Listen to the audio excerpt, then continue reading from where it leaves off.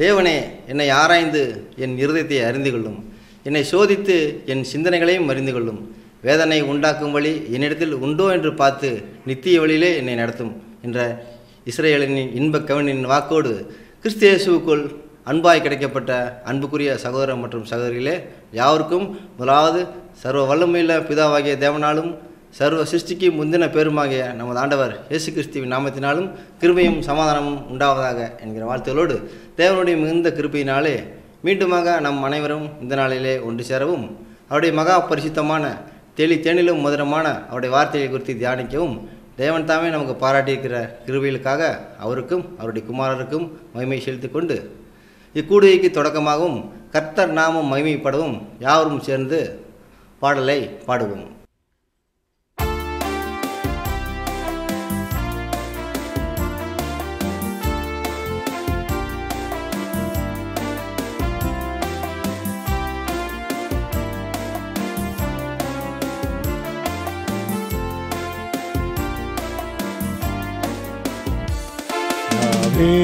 உம்மருளை தாருமே, ஏழை கண்ணீரை துடைப்பீரே. யாவே உம்மருளை தாருமே, ஏழை கண்ணீரை துடைப்பீரே. தேவனே, தூய பர்வதத்தில் தேடியே நான் பாடி வந்தேனே. தேவனே, தூய பர்வதத்தில் தேடியே நான் பாடி வந்தேனே. யாவே உம்மருளை தாருமே, ஏழை கண்ணீரை துடைப்பீரே.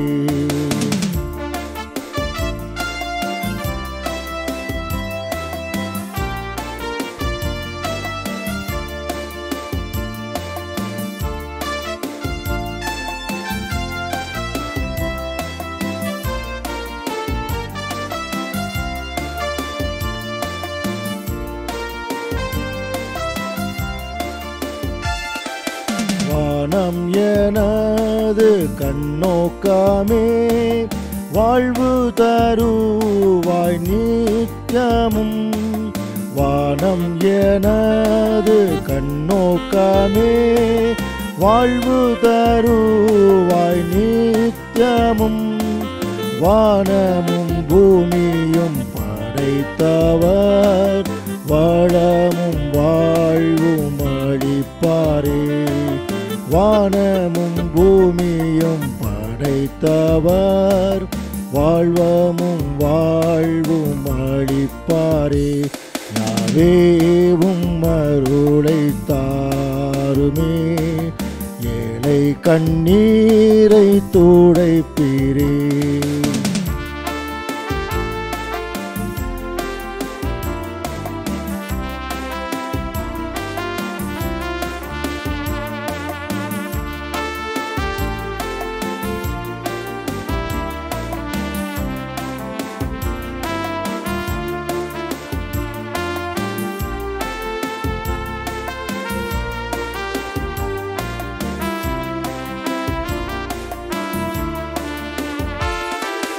இஸ்ரவேல் காக்கும் இனியவர், இமையார் என்றும் உறங்காரே.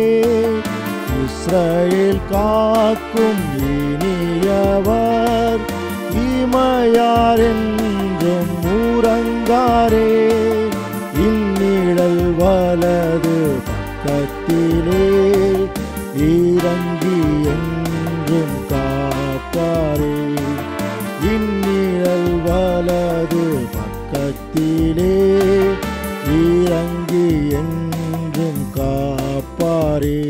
யாவே உம்மருளை தாருமே, ஏழை கண்ணீரை துடைப்பீரே. தேவனே, தூய பர்வதத்தில் தேடியே நான் பாடி வந்தேனே. தேவனே, தூய பர்வதத்தில் தேடியே நான் பாடி வந்தேனே. தேவும் அருளை தாருமே, ஏழை கண்ணீரை துடைப்பீரே. கிறிஸ்து இயேசுவுக்குள் அன்பாய் கிடைக்கப்பட்ட அன்புக்குரிய சகோதரர் மற்றும் சகோதரிகளே, ஆராதனைக்கு தொடக்கமாக நம் மத்தியில் இருக்கிற சகோதரர் துவக்க ஜெபத்தை ஏறெடுப்பார்கள். ஜெபம் செய்வோம்.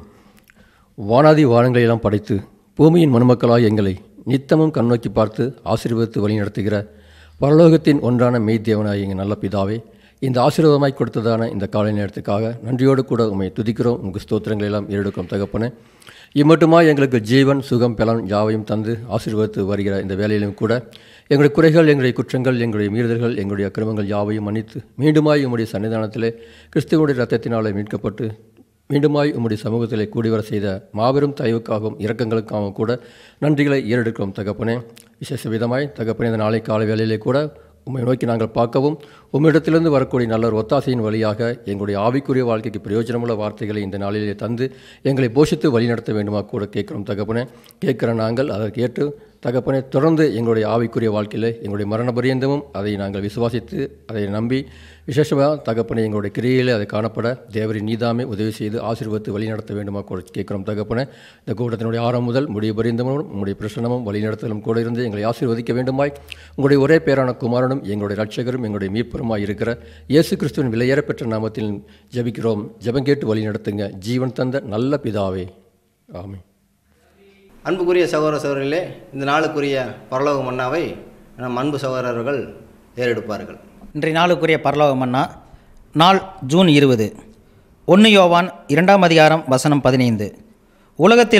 உலகத்தில் உள்ளவைகளும் அன்பு கூறாதிருங்கள். ஒருவன் உலகத்தில் அன்பு கூர்ந்தால் அவனிடத்தில் பிதாவின் அன்பில்லை. விளக்கம்: உலகத்தோடு நாம் ஒருமித்து நடப்பது உலக வழி. நாம் இவைகளில் அன்பு கொள்ளாமல் இவைகளுக்கு எதிர்த்து நின்று அவைகளை வெறுக்க வேண்டும். நமக்கு காண்பிக்கப்பட்ட வழி கடினமான, தனிப்பட்ட, இடுக்கமான வழி. ஆனால் இதன் மூலமாக மட்டுமே சந்தோஷத்தையும் சமாதானத்தையும் நாம் பெற முடியும். உலக வழியோ இச்சை நிறைந்து வெகு சீக்கிரம் அழிவை எதிர்நோக்கி செல்கிறதை காண்கிறோம். தேவனுடைய வழியை விரும்பி போகிறவர்கள் அவருடன் நெருங்கி ஆசீர்வாதத்தை பெறுவார்கள். இவர்கள் ஓர் உயர்ந்த ஸ்தானத்தில் வைக்கப்பட்டு உலகம் தரக்கூடாத சந்தோஷ சமாதானத்தை பெற்று தேவனோடு இசைந்திருப்பார்கள். ஆதார வசனம் 1 யோவான் 2ஆம் அதிகாரம் வசனம் 16-17. ஏனெனில் மாம்சத்தின் நிச்சயம், கண்களின் நிச்சயம், ஜீவனத்தின் பெருமையுமாகிய உலகத்தில் உள்ளவைகளெல்லாம் பிதாவினால் உண்டானவைகள் அல்ல, அவைகள் உலகத்தில் உண்டானவைகள். உலகமும் அதன் நிச்சயம் ஒழிந்து போகும். தேவனுடைய சித்தத்தின்படி செய்கிறவனோ என்றென்றைக்கும் நிலைத்திருப்பான். தேவன் தாமே இந்த வார்த்தைகளை நமக்கு ஆசீர்வாதிக்குமே தருவாராக. ஆமென். அன்புக்குரிய சகோதர சகோதரிகளே, இந்த நாளிலும் நமது அழைப்பு மற்றும் தெரிந்து கொள்வதை உறுதிப்படுத்தவும் நமது ஆவிக்குரிய வாழ்க்கைக்கு பிரயோஜனமாகவும் இன்றைய நாளுக்குரிய தேவ செய்தி நம் மூத்த சகோதரர்கள் ஏறெடுப்பார்கள்.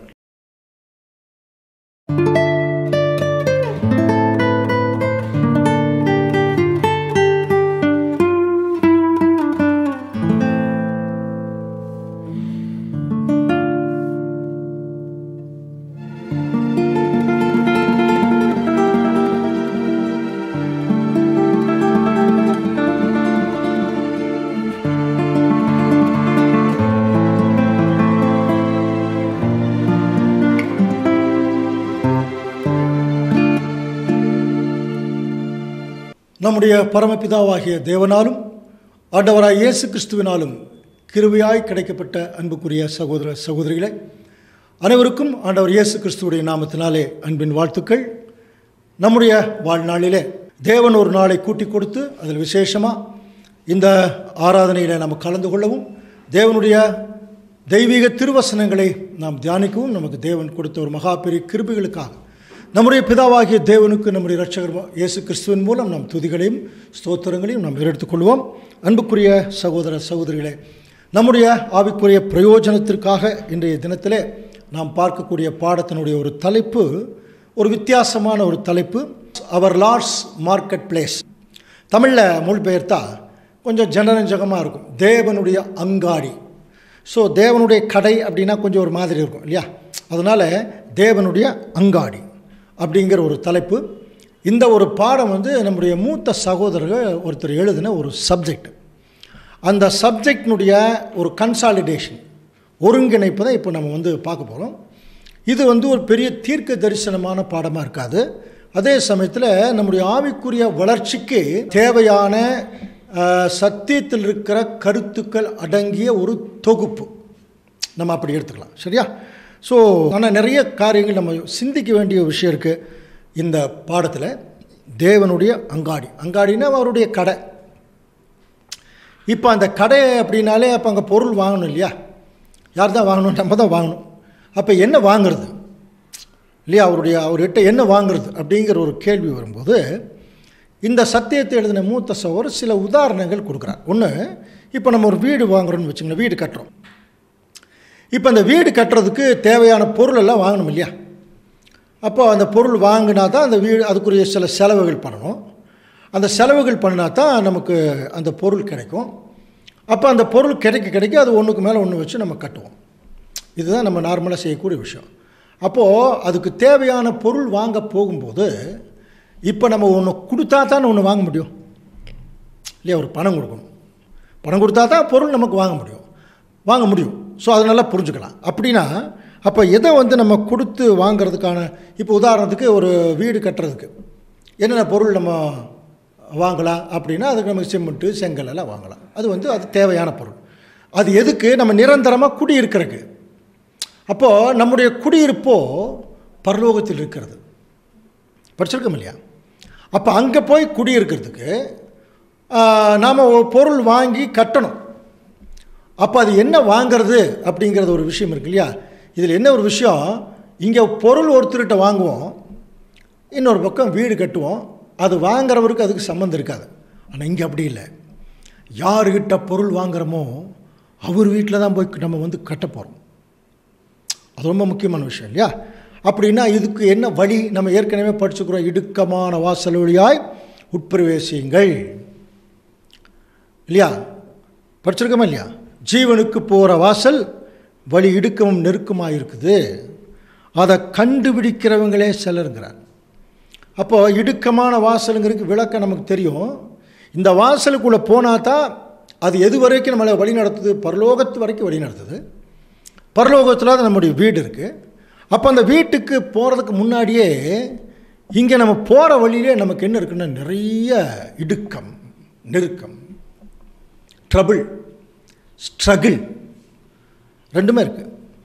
இது நம்ம போய் சேர்ற வரைக்கும் இருக்குதான் இல்லையா? கண்டினியூஸாக நம்ம அங்கே போய் சேர்ற வரைக்கும் அந்த இடுக்கம் நெருக்கமெல்லாம் இருக்குது. அதனால் போகிற வழியிலேயே நிறைய பேருக்கு சில சோர்வுகள், தயக்கம், சரிங்களா, இந்த மாதிரி விழுதல்கள், இந்த மாதிரி சிலதெல்லாம் வந்துடும்.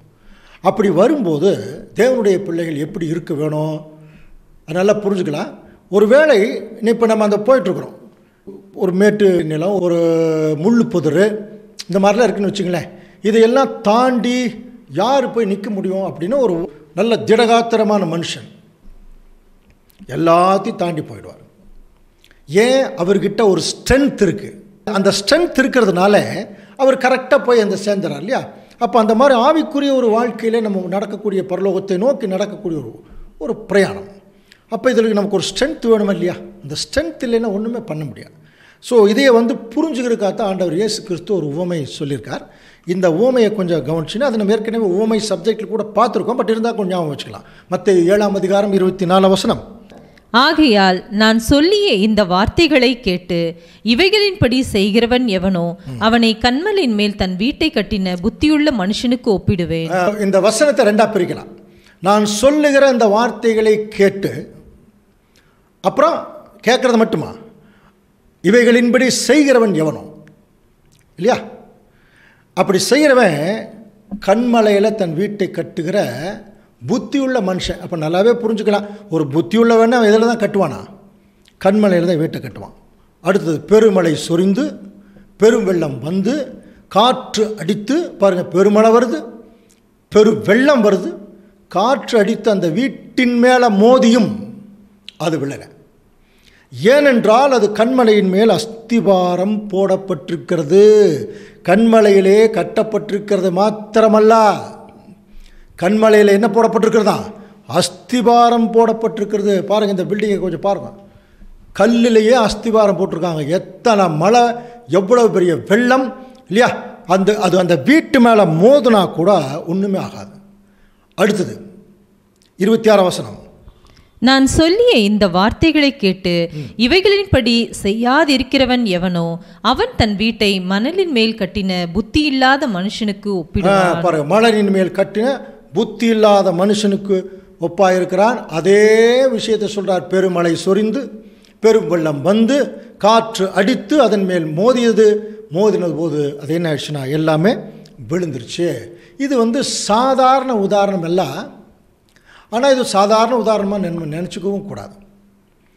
ஏன்னா ஒரு புத்திசாலி மணல் மேலே வீடையே கட்ட மாட்டான். புத்தி இல்லாதவன் தான் கட்டுவான். மேக்சிமம் மணலில் யாருமே வீடு கட்ட மாட்டாங்க. மணல் வீடு வேணால் கட்டுவாங்க இல்லையா. இப்படி கடற்கரை ஓரமாக போகும்போது மணல்லையே ஒரு வீடு கட்டுவாங்க. கொஞ்சம் நேரத்தில் யாராவது மிதிச்சுட்டு போயிடுவாங்க, தண்ணி வந்துச்சுன்னா அது போயிடும் இல்லையா. அப்போ நமக்கு நல்லா தெரியும், புத்தி உள்ளவங்க அப்படி செய்ய மாட்டாங்க. இதே வசனத்தை லூக்கா எப்படி கையாளுறார் அப்படின்னு கவனிச்சு அது ரொம்ப வித்தியாசமாக இருக்கும். பாருங்கள், லூக்கா 6ஆம் அதிகாரம் 47 வசனம். என்னிடத்தில் வந்து என் வார்த்தைகளை கேட்டு அவைகளின்படி செய்கிறவன் யாருக்கு ஒப்பாய் இருக்கிறான் என்று உங்களுக்கு காண்பிப்பேன். இங்க பாருங்க, ஒரு உதாரணமே சொல்றார். என்னிடத்துல வந்து என் வார்த்தைகளை கேட்டு அப்படி செய்கிறவன் யாருக்கு ஒப்பா இருப்பான்னு உங்களுக்கு காமிக்கிறேன். அதுக்கு ஒரு விளக்கம் சொல்ற பாருங்க. ஆழமாய் தோண்டி கற்பாறையின் மேல் அஸ்திவாரம் போட்டு, ஆழமா தோண்டி, அதனால தான் எந்த அளவுக்கு அஸ்திவாரம் ரொம்ப கீழே போகுதோ அந்த அளவுக்கு அந்த பில்டிங் தான் ரொம்ப ஸ்ட்ராங்காக நிற்கும் இல்லையா. ஆழமாய் தோண்டி கற்பாறையின் மேல் அஸ்திவாரம் போட்டு வீடு கட்டுகிற மனுஷனுக்கு ஒப்பா இருக்கான். பெருவெள்ளம் வந்து நீரோட்டம் அந்த வீட்டின் மேல் மோதியும் அதை அசைக்கக்கூடாமல் போயிற்று, ஏனென்றால் அது கண்மலையிலே கட்டப்பட்டிருக்கிறது. அப்படி அடுத்தது, என் வார்த்தைகளை கேட்டும் அவைகளின்படி செய்யாதவனோ அஸ்திபாரம் இல்லாமல் மண்ணின் மேல் வீடு கட்டுக்கிறவனுக்கு ஒப்பா இருக்கிறான். நீரோட்டம் வந்து மோதிய உடனே அது விழுந்துருச்சு. அவ்வளோதான். ஸோ இப்போ அன்புக்குரிய சகோதர சொல்லை, இப்போ நான் சொன்ன அந்த கான்செப்ட் கருத்துக்கும் இந்த உதாரணம் அல்லது உவமைக்கும் என்ன சம்பந்தம்? ஒரு தேவனுடைய அந்த ஒரு வேலையில் செய்துட்டு நம்ம இடுக்கமான வாசல்லே கடினமான பிரச்சனைகள் மத்தியில் போயிட்டுருக்குறோம். அப்படி போயிட்டுருக்கும்போது பார்த்தீங்கன்னா நம்முடைய வீடு ஒருவேளை கண்மலையில் ஆழமாய் தோண்டி அஸ்திவாரம் போட்டு கட்டப்பட்ட வீடாக இருந்தால் போகிற வழியில் எவ்வளோ பெரிய நீரோட்டம், மழை நீர், காற்று அடித்து இந்த வீட்டு மேலே மோதுனா கூட அந்த வீடு விழுகாது. அப்படின்னா எந்த வீடை பற்றி சொல்கிறார்? எந்த வீடு? இந்த வீடு நாம் தான் வீடு. அது நமக்கு புரியும் இல்லையா. அப்போ இந்த வீடு எதில் கட்டப்பட்டிருக்கணுமா? கண்மலையில் கட்டப்பட்டிருக்கணும். அஸ்திவாரம் ரொம்ப ஸ்ட்ராங்காக இருக்கணும். அஸ்திவாரம் ஸ்ட்ராங்காக இல்லாத நிறைய பேர் இந்த சத்தியத்துக்குள்ளே வந்து ஞானஸ்தானம் எடுத்து பாதியில் போயிட்டாங்க, கால்வாசியில் போயிட்டாங்க. நிறைய பேர் சத்தியத்துக்குள்ளே இருந்து கொண்டே செத்த நிலைமையில் இருக்கிறாங்களாம். காரணம் அஸ்திவாரம் சரியில்லை, ஸ்ட்ராங்காக போடல இல்லைங்களா. அப்போ என்ன அஸ்திவாரம்? நமக்கு நல்லா தெரியும். பவுல் சொல்லியிருக்கார் இல்லையா, 1 கொரிந்தியர் 3ஆம் அதிகாரம் 11ஆம் வசனம். போடப்பட்டிருக்கிற அஸ்திவாரமாகி இயேசு கிறிஸ்துவை அல்லாமல் வேறு அஸ்திவாரம் போட ஒருவனாலும் கூடாது. அப்போது இந்த வீடு எந்த அஸ்திவாரத்தின் மேலே கட்டப்பட்டிருக்கணும்? இயேசு கிறிஸ்து. சரியா? சரி. இப்போ இந்த வீடு அஸ்திவாரம் கிறிஸ்து. அப்போது அஸ்திவாரத்து மேலே கல் வச்சு கட்டுவாங்களா, கல் மேலே அஸ்திவாரம் வச்சு கட்டுவாங்களா? இங்கே பிரச்சனை எப்படி ஓடிட்டுருக்கு தெரியுங்களா? இயேசு கிறிஸ்து என்கிற அஸ்திவாரத்தின் மேலே கல் வச்சு கட்டுறதில்ல. நிறைய பேர் இவர்கள் அஸ்திவாரம் ஆகி இதுக்கு மேலே இயேசு கிறிஸ்து வச்சு கட்டுறதுக்கு பிளான் பண்ணுறாங்க. இது எந்த காலத்திலும் இந்த பில்டிங் நிற்காது. ஆண்டவர் இயேசு கிறிஸ்துடைய அஸ்திவாரம்னா என்ன தெரியுமா? முதல்ல அவர் நமக்குள்ளே வரணும். அவருடைய கேரக்டர், அவருடைய வசனம், அவர் தேவன் மேலே வச்சிருந்த பயபக்தி, விசுவாசம், இதெல்லாம் தான் அஸ்திவாரம். அந்த அஸ்திவாரம் நமக்கு பேசிக் சப்ஜெக்ட் எடுக்கும்போதே வசனங்களின் மூலம் உள்ளே வந்திருக்கு. ஆனால் நிறைய பேருக்கு அது வேர் பிடிக்கல. அதனால தான் கொலோசியருக்கு பவுல் எழுதும்போது கொலோசியர் 2ஆம் அதிகாரம் 6ஆம் வசனம் வாசிக்கலாம். ஆகையால் நீங்கள் கர்த்தராகிய கிறிஸ்து இயேசுவை ஏற்றுக்கொண்டபடியே அவருக்குள் வேர் கொண்டவர்களாகவும், பாருங்க, அவருக்குள் வேர் கொண்டவர்களாகவும் அவர் மேல் கட்டப்பட்டவர்களாகும். ஸோ அந்த வேர் பிடிக்கணும். இப்போ நமக்கு நல்லா தெரியும், வேர் எந்த அளவுக்கு இருக்குதோ அந்த அளவுக்கு தாங்க மரம் வளரும் இல்லையா? நிறைய இந்த மரத்தை குறித்து நிறைய சப்ஜெக்ட்லாம் பார்த்துருக்கோம் இல்லையா? வேர் 8 கிலோமீட்டர் வரைக்கும் போகுமா, உள்ளுக்குள்ளே போய் தன்னுடைய மரத்துக்கு தேவையான தண்ணீரை கொண்டு வருமா. நம்முடைய ஆண்டவர் இயேசு கிறிஸ்து கூட அப்படித்தாங்க. உண்மையான தேவனுடைய திருச்சபையின் பிள்ளைகளுக்கு தேவையான சத்திய வசனத்தை அது எவ்வளவு தூரம் இருந்தாலும் கொண்டு வந்து சேர்த்திடுவார். காரணம், இந்த செடி வளரணும், இந்த மரம் வளரணும், இலையுதிராது இருக்கிற மரத்தை போல் இருக்கணும், கனி கொடுக்கணும். அப்போ வேர் தான் அதுக்கு சாரம் இருக்குது. அப்போ இயேசு கிறிஸ்து தான் அந்த வேருங்கிற போது, இப்போ நமக்குள்ளே அந்த இயேசு கிறிஸ்துங்கிற வேர் இருந்ததுன்னா எவ்வளோ பெரிய பிரச்சனை, எவ்வளோ பெரிய கஷ்டம் வந்தாலும் இந்த வேர் சரியாக இருக்கும்போது அந்த மரம் எப்படி வேணாலும் ஆசையாது. எந்த மரம் தெரியுங்களா சீக்கிரம் கீழே விழுந்துடும்? நம்ம படிச்சிருக்கோம் இல்லையா, லீபனோனில் உள்ள கேதுரு மரங்கள், அதெல்லாம் வேர் ஸ்ட்ராங்காக பிடிச்சி ரொம்ப நல்லா நிற்கும். சில மரமெல்லாம் எப்படி தெரியுங்களா, பூவரச மரமெல்லாம் பார்த்துருப்பீங்கன்னா மழை வந்துடும் சொல்லுன்னு ஒரு 3 மாதத்தில் வளர்ந்துடும். அடுத்து 6 மாதத்தில் ஒரு மழை வந்துச்சுன்னா கீழே விழுந்துடும். இந்த மாதிரி நிறைய பேர் இருக்கிறாங்க. தேவனுடைய பிள்ளைகளுடைய வளர்ச்சி எப்படி தெரியுங்களா இருக்கணும்? கொஞ்சம் கொஞ்சமாக வளரணும் சத்தியத்தில். நிறைய பேர் எடுத்தோன்னே தான் வளர்ந்துட்டேன் நினச்சிட்டு என்ன பண்ணுறாங்கன்னா அப்படியே பயங்கரமாக பேச ஆரம்பிக்கிறாங்க. அது கொஞ்ச நாள் ஆனோன்னா அப்படியே மழை வந்துச்சுன்னா கீழே விழுந்த மாதிரி ஆயிடுமா. அதைத்தான் பைபிள் சொல்லுது, துரிதமாய் கிடைத்த சுதந்திரம் முடிவிலே ஆசீர்வாதம் பெறாது. பைபிள் வசனம் சொல்லுது. அப்போ தேவனுடைய பிள்ளைகள் சத்தியத்தில் வளர்றதும் சரி, எல்லாத்துலேயும் கிராஜுவலான வளர்ச்சி இருக்கணும். அந்த வளர்ச்சி இல்லாமல் போகும்போது தான் ஆட்டோமேட்டிக்காக அது கீழே விழுந்தது. காரணம் வேறு ஒன்றும் இல்லைங்க, அந்த வேர் இல்லை. இயேசு கிறிஸ்து என்கிற கேரக்டர் இருக்காது, அந்த வேர் இருக்காது, அதுக்குள்ள இருக்கக்கூடிய சாரம் இருக்காது. ஆனால் பைபிள் சொல்லுது, இது எப்படி தெரியுமா இருக்குது, ஆண்டவர் இயேசு கிறிஸ்துடைய அந்த அஸ்திவாரம்ங்கிறது ஒரு கற்பாறை மாதிரியா. அது மேலே தான் நம்ம என்ன செய்கிறோம், வீடு கட்டுறோம். அப்போ ஒரு கற்பாறையில் வீடு கட்டினா அந்த வீடு எப்படி இருக்கும்? நம்மெல்லாம் ஒரு கற்கள் மாதிரி. இதைத்தான் பேதுரு நமக்கு எழுதுகிறார், மனுஷரால் தள்ளப்பட்டதாயினும் தேவனால் தெரிந்து கொள்ளப்பட்டதும் விலையேறப்பட்டதுமாக இருக்கிற ஜீவனுள்ள கல்லாக இருக்கிற அவரிடத்தில் சேர்ந்தவர்கள். அப்போது இந்த பூமியில் தேவனுக்கென்று இருக்கக்கூடிய தேவனுடைய பிள்ளைகள் மனுஷரால் தள்ளப்பட்டவர்களாக இருக்கணுமா? நல்லா புரியுதுங்களா? மனுஷரால் தள்ளப்பட்டவர்களாக இருக்கணும். இயேசு கிறிஸ்துவே தள்ளிட்டாங்க பாருங்க.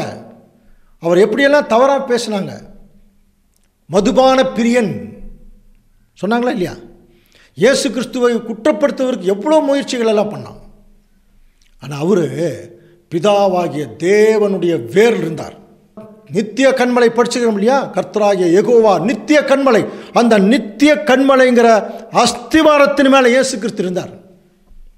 ஸ்ட்ராங்காக நின்னாருங்க மரண பரியந்தம். இப்போ நமக்கு கண்மலை யார்? ஆண்டவர் இயேசு கிறிஸ்து. அந்த கண்மலையில் ஸ்ட்ராங்காக நிற்கணும், அதன் மேலே கட்டப்படணும். அதனால தான் ஜீவனுள்ள கல்லாகிய அவரிடத்தில் சேர்ந்தவர்களாகிய நீங்களும், அடுத்த வசனம் வாசிக்கலாம், ஜீவனுள்ள கற்களைப் போல ஆவிக்கேற்ற மாளிகையாகவும் இயேசு கிறிஸ்து மூலமாய் தேவனுக்கு பிரியமான ஆவிக்கேற்ற பலிகளை செலுத்தும்படிக்கு பரிசுத்த ஆசாரிய கூட்டமாகவும் கட்டப்பட்டு, பாருங்க, பரிசுத்த ஆசாரிய கூட்டமாய் கட்டப்பட்டு வருகிறீர்கள். ஸோ ஒரு கல், அந்த கல்லில் கம்ப்ளீட்டாக நோண்டி அதிலிருந்து எடுக்கக்கூடிய அஸ்திவாரம். இது இன்னொரு விஷயம் கூட இருக்குது, நிறைய சத்தியங்கள் இதுக்குள்ளேயே இருக்குது. இந்த கல் எப்படி உருவாகுது? மண்ணு துகள் இருக்கு இல்லையா, டஸ்ட்டு இல்லையா, இந்த டஸ்ட்டு தான் காலப்போக்கில் ஒன்றா சேர்ந்து இல்லையா, அது இறுகி ஒரு சாலிட் பீஸ், ஒரு நல்ல ஸ்ட்ராங்கான ஒரு கல்லாகவும் ஒரு பெரிய பாறையாகவும் அது மாறுது. ஒரு பெரிய பாறை. இந்த பில்டிங்கை பாருங்கள், ஒரு பெரிய கல் மலையிலேயே கட்டியிருக்கிறாங்க பாருங்க. இதை யோசனை பண்ணி பாருங்க, இது எந்த காத்தாவது அடிக்குமா? அடிச்சதுன்னா அது எப்படி இருக்கும்? பெரிய வெள்ளம் வந்தால் கூட இது எவ்வளோ ஸ்ட்ராங்காக நிற்கும். காரணம், அந்த பாறை எதுக்கு பாதுகாப்பாக இருக்குது? கண்மலை. அந்த மாதிரி தான் அன்புக்குரிய சகோதர சகோதரிகளே, ஆண்டவர் இயேசு கிறிஸ்துடைய அந்த ஒரு பேஸ், அவருடைய கேரக்டரில், அவருடைய போதகத்தில், அவருடைய வசனத்தில் நம்ம ஸ்ட்ராங்காக உறுதியாக நின்றுட்டோம்னா எவ்வளோ பெரிய பிரச்சனைகள் வந்தாலும் அது வந்து நம்மளை அணுகவே அணுகா, உறுதியாக இருக்குமா.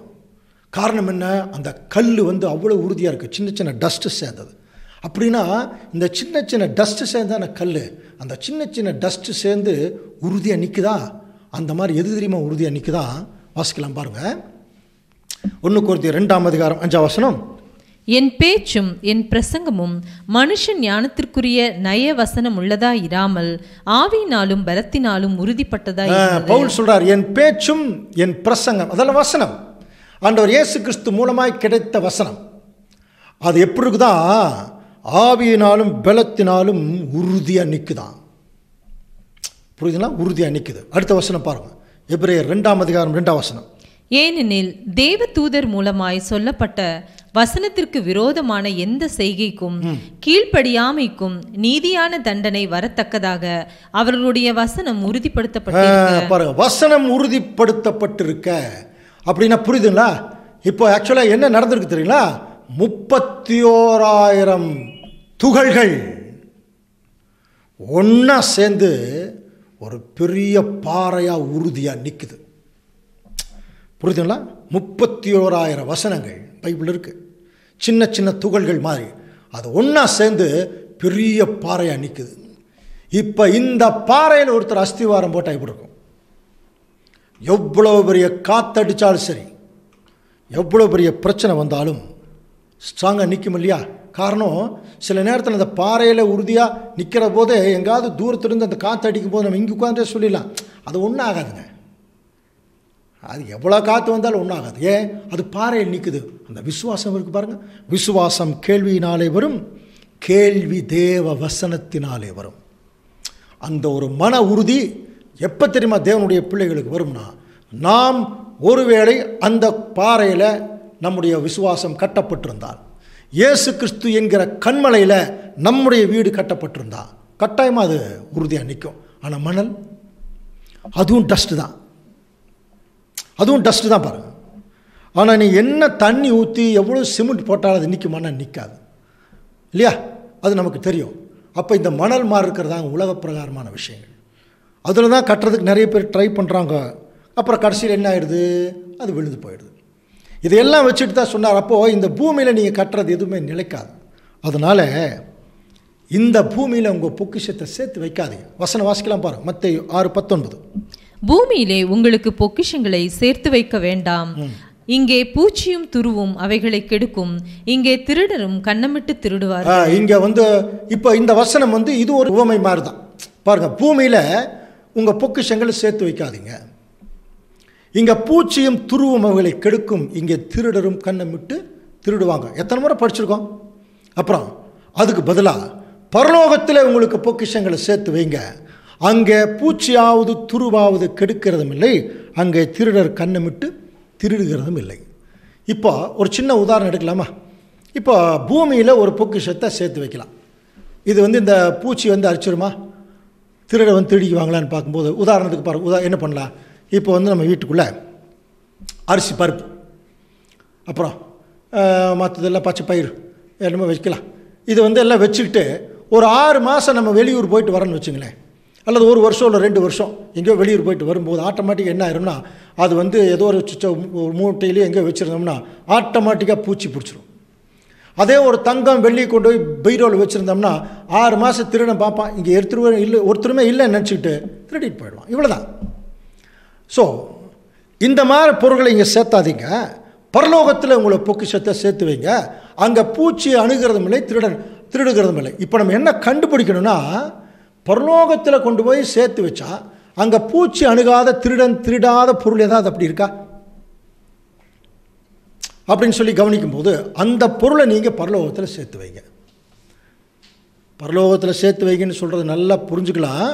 பரலோகத்திலே உங்களுக்கு பொக்கிஷங்களை சேர்த்து வையுங்கள்னு சொல்லிட்டு எங்கே சேர்த்து வைக்கிறதா?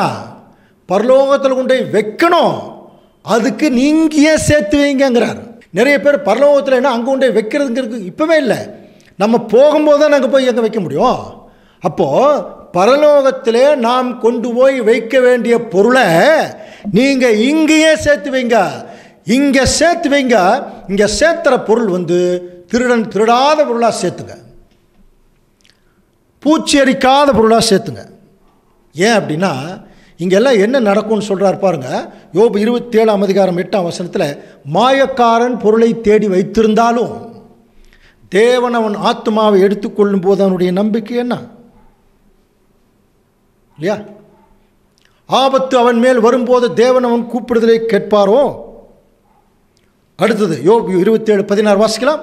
அவன் புழுதியைப் போல பணத்தை குவித்து கொண்டாலும், பாருங்க, புழுதியைப் போல பணத்தை குவித்து கொண்டாலும், மண்ணை போல வஸ்திரங்களை சவதரித்தாலும், அவன் சவத்தரித்ததை நீதிமான் உடுத்தி கொண்டு குற்றமில்லாதவன் அவன் பணத்தை பகிர்ந்து இந்த மாதிரி தான் விஷயம் ஆயிடுமா.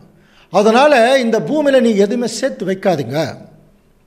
இதைவே லூக்கா எழுதும்போது ஆண்டவர் இயேசு கிறிஸ்து ரொம்ப தெளிவாக சொல்றார், உங்களுக்கு உள்ளவைகளை விற்று பிச்சை போடுங்கள்.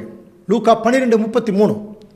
பழமையாய் போகாத பணப்பைகளையும் குறையாத பொக்கிஷத்தையும் பரலோகத்திலே உங்களுக்கு சம்பாதிச்சு வைங்க. இங்கே சம்பாதிச்சு வைங்க, அங்கே போய் கொண்டு போய் வச்சிடலாம். அங்கே திருடன் அணுகிறதும் இல்லை, பூச்சி கெடுக்கிறதும் இல்லை. அப்போது இந்த கருத்துக்கள் எல்லாம் பார்க்கும்போது அவர் கிளீனாக சொல்கிறார், இங்கே நீங்கள் சேர்த்து வைக்கணும், அதுதான் நீங்கள் பரலோகத்துக்கு கொண்டு போக போகிறீங்க. பட் இங்கே அது என்ன இருக்கக்கூடாது, அங்கே திருடன் திருடாமல் இருக்கிற பொருளாக இருக்கணும், பூச்சி அரிக்காத இருக்கிற பொருளாகணும். இதை சொல்லி முடிச்சுட்டு அவர் எப்படி சொல்கிறார், உங்கள் பொக்கிஷங்கள் எங்கே இருக்கிறதோ அங்கே இருதயம் இருக்கும். அதனால தான் நம்ம சப்ஜெக்ட் எடுக்கும் போதே சொல்கிறோம். ஒரு ஆராதனையில் கலந்து கொண்டு வந்திருக்கோம். அப்படி வந்துட்டு வீட்டில் ஒரு 50 லட்ச ரூபா பணத்தை வச்சுட்டு இங்கே உட்காந்துட்டு நம்ம சப்ஜெக்ட் கேட்க முடியும்னு நினைக்கிறீங்களா? இல்லையா? நமக்கு என்ன தான் தோணும், அந்த பீரோவை கரெக்டாக பூட்டணுமா, வீட்டை கரெக்டாக பூட்டணுமா, பின்னாடி கதவை கரெக்டாக பூட்டணுமா, இதை சிந்தனையிலேயே தான் இருந்துகிட்ருக்கோம். ஏன் அந்த 50 லட்சம் அந்த மாதிரி. அப்போது உங்கள் பொக்கிஷம் எங்கே இருக்குதோ அங்கே தான் உங்களுடைய இருதயம் இருக்கும். அப்போது நம்ம சத்தியத்தை கேட்க வர்றோம், இது ஒரு பொக்கிஷம். அப்போ உண்மையாலுமே இது பொக்கிஷமாக நினச்சோம்னா இந்த சத்தியத்தை முழு கவனத்தோடு நம்ம கேட்போம். இல்லையா? நம்ம கவனம் சிதறிடும், வெவ்வேறு விஷயங்கள் எல்லாம் போகும். அப்போ அதுதான் நம்முடைய பொக்கிஷம்ங்கிறது நம்ம நல்லா புரிஞ்சுக்கலாம். அதே சமயத்தில் பவுல் இதை குறித்து எழுதும்போது பாருங்கள் எப்படி எழுதுகிறார். 1 தீமோத்தேயு 6:17 வாசிக்கலாம். இவ்வுலகத்திலே ஐஸ்வர்யம் உள்ளவர்கள் இருமாப்பான சிந்தை உள்ளவர்களாய் இராமலும் நிலையற்ற ஐஸ்வர்யத்தின் மேல் நம்பிக்கை வையாமலும். பாருங்க எவ்வளவு கிளியரா சொல்ற, நிலையற்ற ஐஸ்வர்யத்தின் மேல் நம்பிக்கை வைக்காமலும். இது யார் சொல்றதுன்னா ஒரு பெரிய ஐஸ்வர்யவான் சொல்றார். அவர் சொல்றார், நிலையற்ற ஐஸ்வர்யத்தின் மேல் நம்பிக்கை வைக்காதீங்க, நாம் அனுபவிக்கிறதை சகலவித நன்மைகளையும் நமக்கு சம்பூர்ணமாய் கொடுக்கிற ஜீவனுள்ள தேவன் மேல் நம்பிக்கை வையுங்கள். நிறைய பேர் எதை தான் விட்டுறாங்க, மனுஷர் மேலே வச்சிட்றாங்க, பொருள் மேலே வச்சிட்றாங்க, இல்லையா? நமக்கு மேலே கூடிய மேலதிகாரிகள் மேலே வச்சிட்றாங்க. யார் மேலே அந்த நம்பிக்கை வைக்கிறத தவறுறாங்கன்னா நன்மைகளை நமக்கு சம்பூர்ணமாய் கொடுக்குற ஜீவனுள்ள தேவன். அப்படின்னா இந்த உலகத்தில் நமக்கு என்ன நன்மை கிடைச்சாலும் சரி, யார் மூலமாக கிடைச்சாலும் சரி, நீங்கள் அந்த மூலமானு சொல்கிற முடியாது, அந்த மூலமாக இருக்கிறவளை பெருசாக நினச்சிடாதீங்க. அதையும் யார் தான் செய்கிறது? தேவன் தான் கொடுக்குறார். ஸோ அதனால் தேவனுடைய பிள்ளைகள் எப்படி இருக்கணும்? நன்மை செய்யவும், நற்கிரியைகளில் ஐஸ்வர்யவான்களாகவும், தாராளமாய் கொடுக்கிறவர்களாகவும், உதாரண குணமுள்ளவர்களாகவும் இருக்கணும்.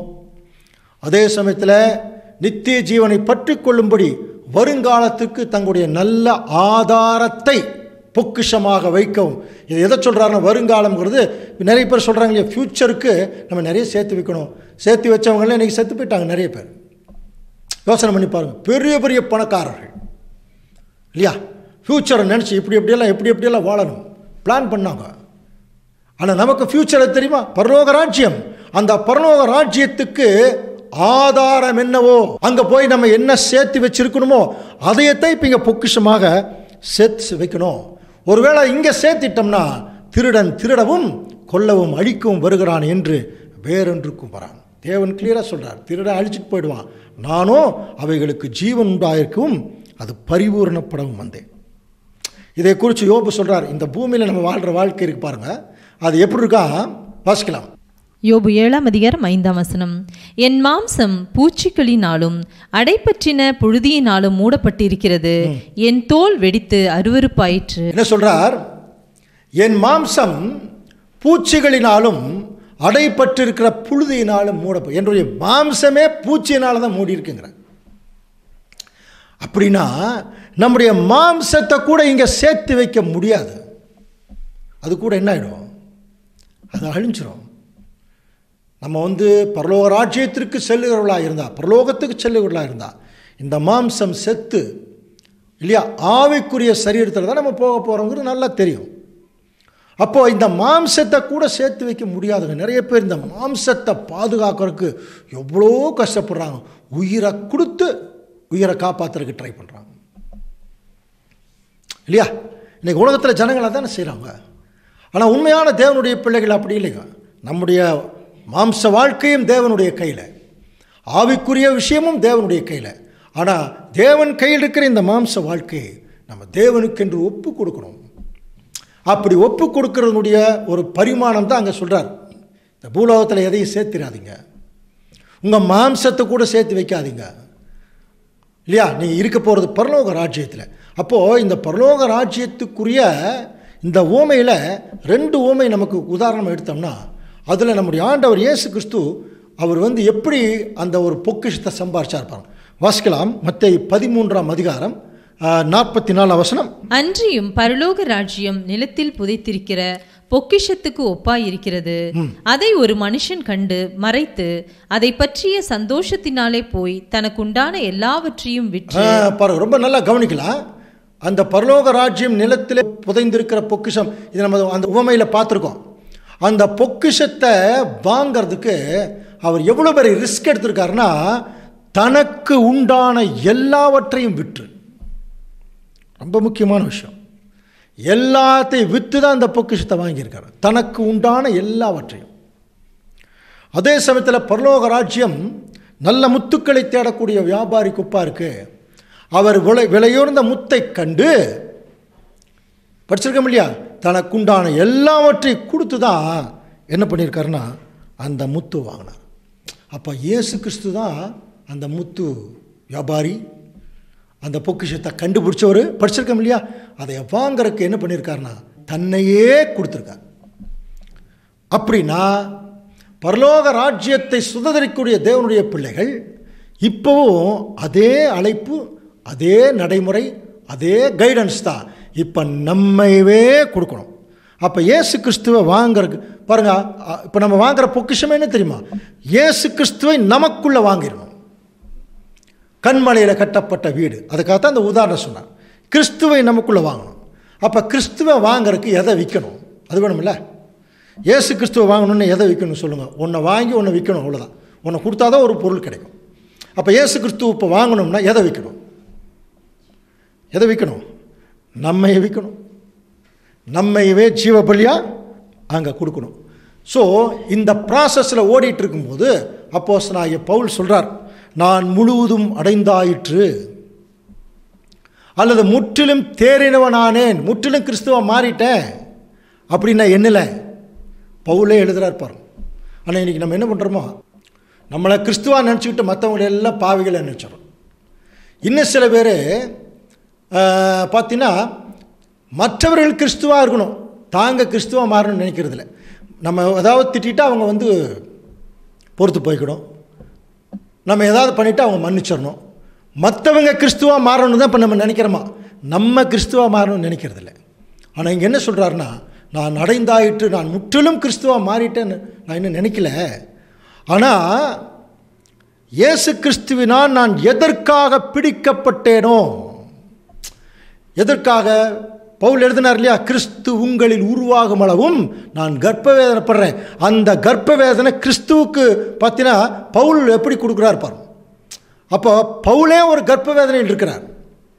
அவர் கிறிஸ்துவாக மாறுவதற்கு ஒரு கர்ப்ப வேதனையில் இருக்கிறார். நான் எதற்காக பிடிக்கப்பட்டேனோ அதை பிடித்து கொள்ளும்படி நான் நிர்பந்தமாய் தொடர்கிறேன். அப்படியா இருக்கு, ஆசையாய் தொடர்கிறேன். கவனிங்க, நிறைய பேர் சத்தியத்தை நிர்பந்தத்தின் நிமித்தம் பெற்றுக்கொள்கிறார்கள், கற்றுக்கொள்கிறார்கள்.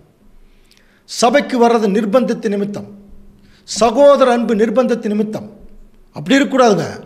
ஆசையாக வரணுமா சபை கூடுதலுக்கு, சகோதர அன்பில் ஆசையாக தொடரணும்.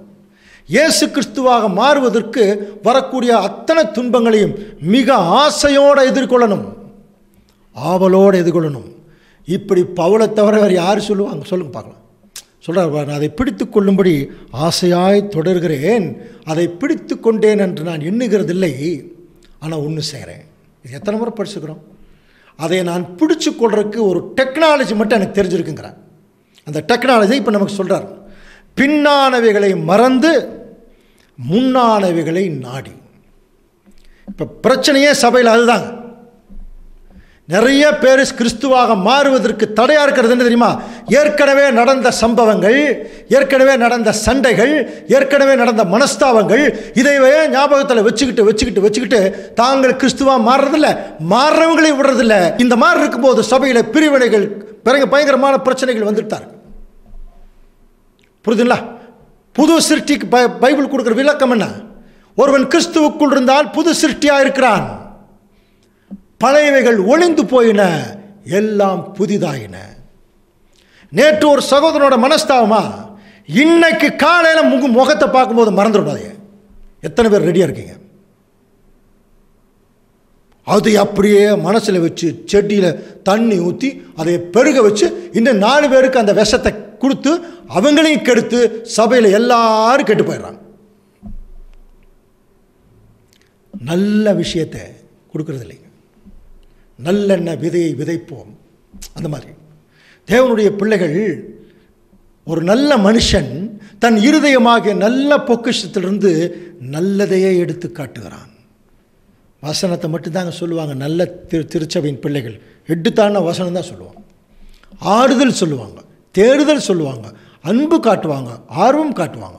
வெறுப்பையும் மற்றவர்கள் மேலே குற்றம் சாட்டுதை இதையவே திருப்பி ஒருத்தர் சொல்லிட்டு இருந்தானா அந்த ஒருத்தர் இருந்தால் போதுங்க, அது சபையே நாசமாக போயிடும். ஒருத்தர் இருந்தால் போதும். அந்த மாதிரி அன்புக்குரிய சகோதர சொல்லை, இனிமேல் எல்லாம் இவைகளை செய்வதற்கு நமக்கு நேரம் கிடையாது. கொரோனா வந்தாச்சு, ஜட்ஜ்மெண்ட்டுக்குள் இருக்கிறோம். கொரோனா வந்தாச்சு, இனி அடுத்தது என்ன கொரோனா வரப்போதோ தெரியாது. ஆனால் இதை விட பெரிய பிரச்சனை தான் வரும். நல்லா புரிஞ்சுங்க, இதை விட பெரிய பிரச்சனை தான்.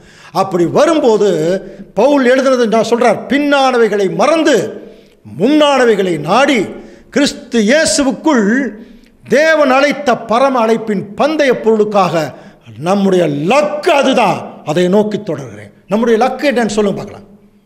அன்புக்குரிய சகோதர சகோதரருடைய நம்முடைய லக்கு என்ன? லக்கு மறந்து போச்சு. நம்முடைய லக்கு என்ன? இயேசு கிறிஸ்துவாக மாறுவது, அதுதாங்க லக்கு.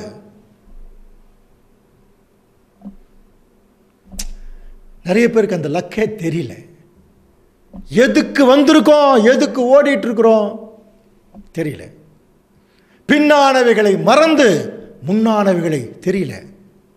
இப்போ என்ன ஆயிட்டு இருக்கு? ரிவர்ஸில் ஓடிட்டு இருக்கிறாங்க நிறைய பேர். முன்னானவைகளை மறந்து பின்னானவைகளை நோக்கி நாடிட்டு போயிட்டு இருக்கிறாங்க. லக்கை அடைய முடியுமா? நம்முடைய ஒரே டார்கெட் கிறிஸ்து தான். கிறிஸ்துவை நோக்கி ஓடணும். ஓட்டப்பந்தய வீரனை கவனியுங்கள். அவனுடைய கண்ணை பாருங்க, அவனுடைய கையை பாருங்க, அவனுடைய காலை பாருங்க. ஒரே லக்கை நோக்கி தன்னுடைய சகல அவயவங்களும் ஓடிட்டுருக்கும் இல்லையா? இதைத்தான் ஆண்டவர் இயேசு கிறிஸ்து பவுல் மூலமாக சொல்கிறார். ஸோ இதை சொல்லி முடிச்சுட்டு, ஆகையால் நம்மில் தேறினவர்கள் யாவரும், அப்போ பாருங்க, மெச்சூரிட்டி ஆனவங்களே இப்படி நினைங்கிறார் இல்லையா? வேறு எந்த காரியத்தில் வேறு சிந்தியாக இருந்தால் அதையும் தேவன் வெளிப்படுத்துவார். நீங்கள் ரொம்ப ஓவராக சிந்திச்சு உங்களை புத்திசாலின்னு நினச்சிக்காதீங்க. என்ன நினச்சாலும் அதை தேவன் வெளிப்படுத்திடுவார். அதே சமயத்தில் நான் முற்றிலும் தேறினவனானேன்னு நினச்சிடாதீங்க. பவுலே சொல்கிறார், நான் ஓடிட்டுருக்கேன். யார் மற்றவர்களை குற்றப்படுத்தி நியாயம் தீர்க்கிறார்களோ அவர்கள் தங்கள் ஓட்டத்தை முடித்ததாக நினச்சிட்டு இருக்கிறாங்க. புரியுதுங்களா? யார் மற்றவர்களை தவறாக நினைக்கிறாங்களோ, தங்களுக்கு கீழே நினைக்கிறாங்களோ, தாங்கள் மட்டும் பரிசுத்தவாங்க மற்றவங்களாம் அசுத்தவாங்க நினைக்கிறாங்களோ, அத்தனை பேருமே தாங்கள் ஓட்டத்தை முடிச்சிட்டாங்கன்னு தெரிய முடியாது. அவங்க ஓட்டத்தை பாதியிலேயே முடிச்சிட்டாங்கன்னு அர்த்தம். ஓட்டத்தை ஓடி முடிக்க மாட்டாங்க, அவங்க பாதியோடு நிறுத்துவாங்க. நிறுத்திட்டு இந்த வேலையை தான் பண்ணிட்டு இருப்பாங்க. ஆனால் உண்மையான தேவனுடைய பிள்ளைகள் யார் தடுக்கி விட்டாலும் கீழே விழுந்து எந்திரிச்சு ஓடிட்டே இருப்பான். அவர்கள் தான் உண்மையான தேவனுடைய பிள்ளைகள். நம்ம அப்படி தாங்க இருக்கணும். இதை ரொம்ப ஸ்ட்ராங்காக சொல்ல வேண்டிய காலம், அதனால் ஸ்ட்ராங்காக சொல்ல வேண்டியதாக இருக்குது. தயவுசெய்து நீங்கள் யாரும் தவறாக நினைக்க வேண்டாம். பலமுறை சொல்லியிருக்கு, இது அனுபவம், இது சாதாரணமான விஷயம் இல்லை. அன்புக்குரிய சகோதர சகோதரர்களே, பல வருஷங்களுடைய அனுபவங்கள். அதனால தான் இவ்வளோ ஸ்ட்ராங்காக இருக்க வேண்டியதாக இருக்குது. ஏன்னா நம்ம இப்போ மணவாளன் வந்திருக்கிறார் இல்லையா? இப்போ புத்தி உள்ள கன்னிகையா புத்தி இல்லாத கன்னிகையா டிசைட் பண்ண வேண்டிய டைம். இப்போ 10 கன்னிகைகள் இல்லையா? டிசைட் பண்ண வேண்டிய காலம். அதில் புத்தி உள்ள கன்னிகை புத்தி இல்லாத கன்னிகை விளக்க நமக்கு தெரியும் இல்லையா? புத்தி உள்ள கன்னிகை ரெண்டு பேர்த்துக்கிட்டையுமே விளக்கு இருந்தது. ஆனால் புத்தியுள்ள கன்னிகைகிட்ட எண்ணெய் இருந்தது, பாத்திரமும் இருந்தது. புத்தி இல்லாத கன்னிகைகிட்ட எண்ணெயும் இல்லை, பாத்திரம் இல்லை. இன்னைக்கு எல்லா சபைகளுக்கு ஜட்ஜ்மெண்ட் தான். யார் எண்ணெய் வச்சுருக்காங்க, பாத்திரம் வச்சுருக்காங்க.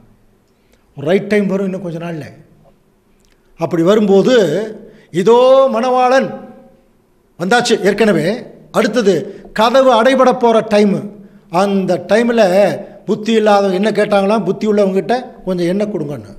அப்போது புத்தி உள்ளவங்க என்ன சொன்னாங்க வாசிக்கலாம் பாருங்க. மத்தேயு 25:9.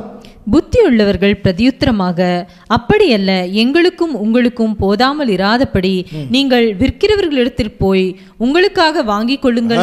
பார்த்தீங்களா? விற்கிறவங்க கிட்ட, எண்ணெய் விற்கிறவங்க கிட்ட போய் வாங்கிட்டாங்க. இவங்க வாங்க போனாங்க.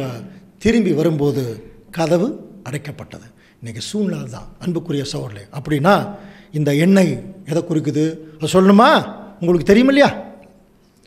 நம்ம எல்லாருக்குமே தெரிஞ்ச சத்தியம் இல்லையா? பரிசுத்த ஆவி, பாத்திரம், கேரக்டர். என் பிதா எனக்கு கொடுத்த பாத்திரத்திலே நான் பானம் பண்ணாமல் இருப்போனோ.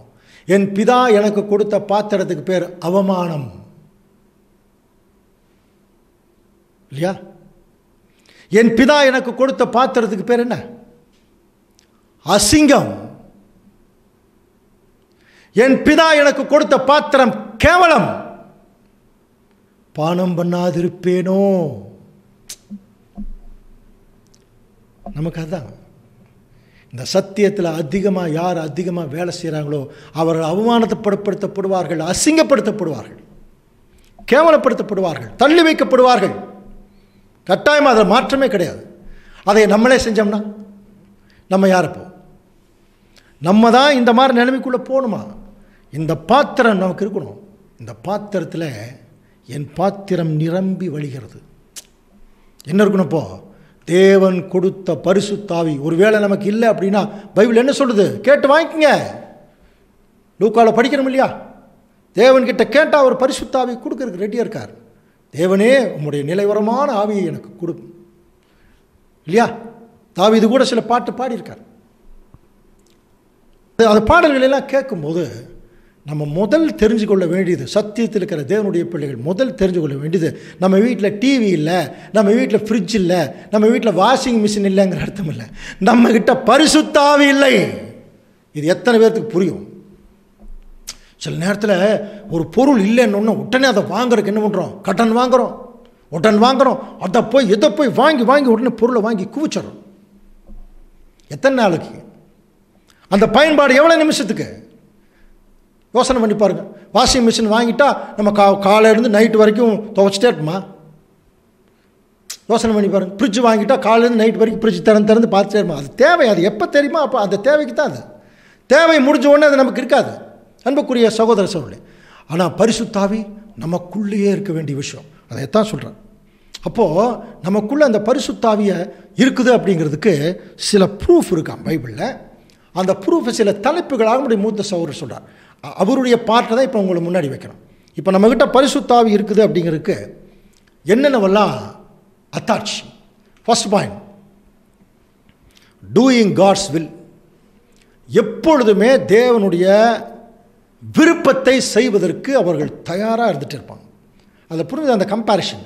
அப்போ அவங்க விருப்பத்தை செய்ய மாட்டாங்கன்னு அர்த்தம். இது என்னுடைய விருப்பம், இது எனக்கு அப்படின்னு சொல்ல மாட்டாங்க.